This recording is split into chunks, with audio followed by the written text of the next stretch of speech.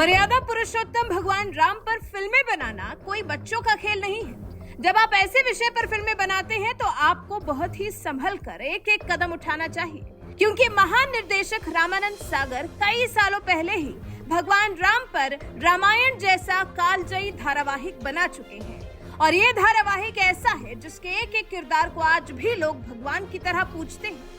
इसलिए ऐसे मुद्दे पर फिल्म बनाते वक्त लोगों की भावनाओं का भी ध्यान रखना चाहिए था। लेकिन ओम राउत ने भगवान राम पर जिस तरह की फिल्म आदिपुरुष बनाई है, उसके खिलाफ लोगों में जबरदस्त गुस्सा देखा जा रहा है। एक तरफ जहां साधु संत इस फिल्म के विरोध में खड़े हो गए हैं, तो वहीं इसी बीच रामानंद सागर के धारावाहिक रामायण में भगवान राम का यादगार किरदार निभाने वाले अभिनेता अरुण गोविल का भी एक बयान तेजी से वायरल हो रहा है, जिसमें उन्होंने सनातन धर्म के साथ खिलवाड़ करने वालों की जमकर क्लास लगा दी।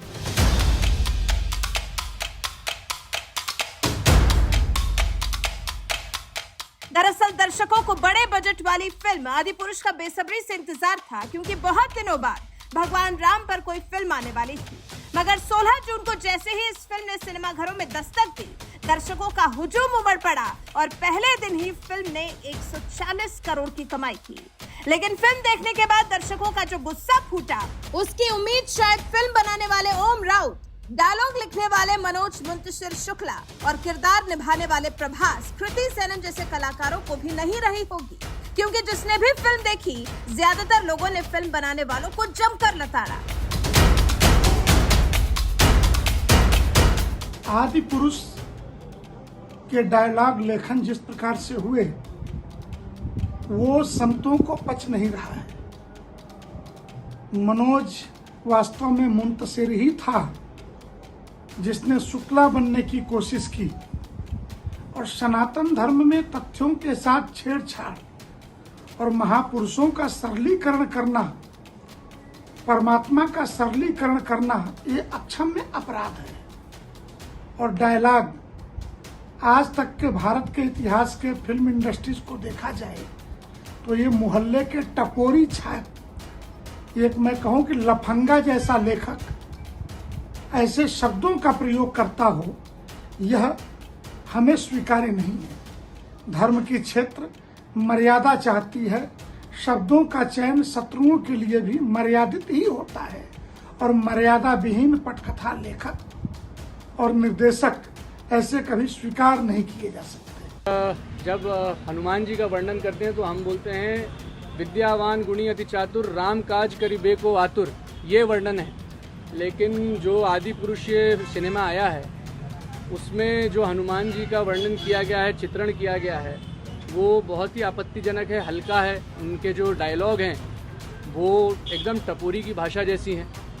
वो शिव के अवतार हैं और तब भी उनको ऐसा हल्के तरीके से चित्रित किया गया। एक हनुमान चालीसा का पाठ किया। इसमें बात यह है कि जब ये पिक्चर चालू होती है, उसके पहले मुख्यमंत्री शिवराज सिंह चौहान और नरोत्तम मिश्रा जी को धन्यवाद प्रेषित किया गया है और कहा गया है कि उनके आशीर्वाद से ये सिनेमा बना है, मतलब कि उनकी अनुमति थी इस चित्रण में। तो मैं ये कहना चाहता हूँ, हम लोग कोई बैन की मांग नहीं, सिनेमाघर तोड़ दो फोड़ दो, ये सब भाजपा और बजरंग दल के काम है। हम बस ये कह रहे हैं कि हमें इससे आपत्ति है और ये जो धर्म के नाम पे पूरी राजनीति करते हैं, उनकी अनुमति और उनके आशीर्वाद से कैसी मूवी बन रही है, कैसी पिक्चर बन रही है और कैसा चित्रण हो रहा है, ये सबको देखना चाहिए। और भलाई समाज की और देश की और धर्म की इसी में है कि अब अपनी राजनीति के से ये जो धर्म है उसको हटाएं और जनहित के मुद्दों पे बेरोजगार।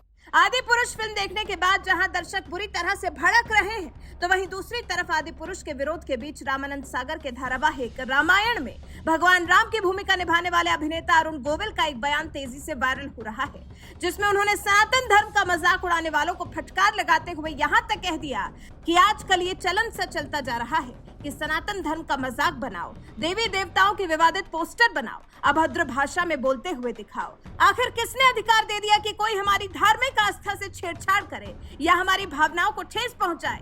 कुछ फिल्म मेकर्स, कुछ राइटर्स, कुछ पेंटर्स, कुछ एक्टर्स, कुछ एडवर्टाइजर्स को इस बात का विशेष ध्यान देना चाहिए कि वो क्रिएटिव स्वतंत्रता के नाम पर धर्म का मजाक न बनाए। भला कोई अपनी जनीव हिलाता है क्या? कोई अपनी जड़ें बदलता है क्या?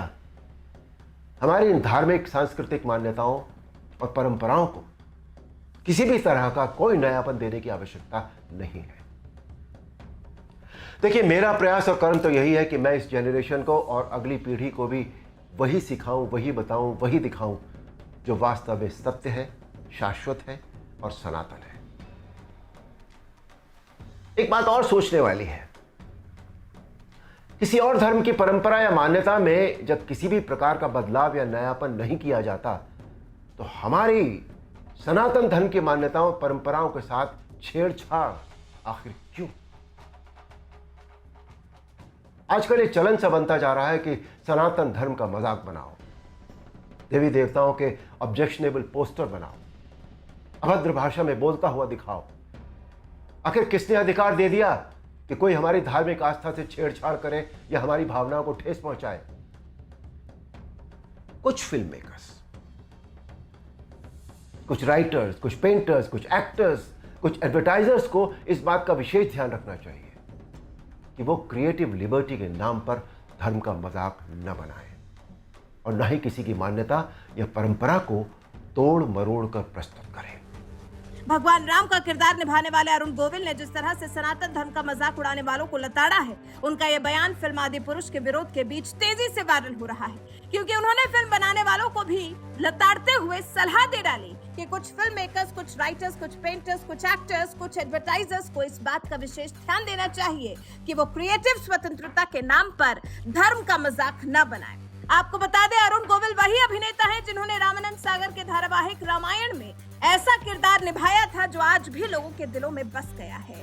तभी तो अरुण गोविल जब भी कहीं जाते हैं तो श्रद्धा भाव के साथ लोग उनके चरणों में गिरकर प्रणाम करते हैं।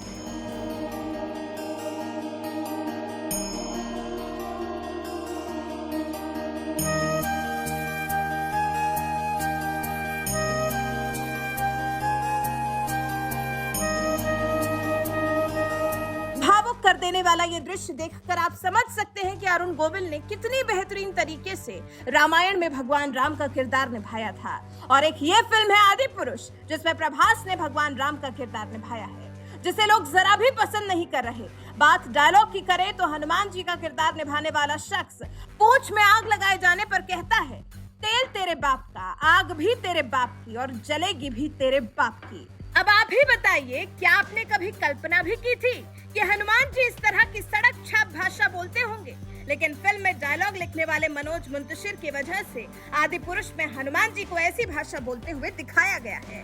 कई ऐसे डायलॉग्स और ऐसे सीन्स हैं जिन पर लोग आपत्ति जताने के साथ ही फिल्म का बॉयकॉट भी कर रहे हैं। वहीं इसी बीच जिस तरह से अरुण गोविल ने सनातन धर्म का मजाक उड़ाने वालों को लताड़ा है, इस पर आपका क्या कुछ कहना है? अपनी राय हमें कमेंट कर जरूर बताएं।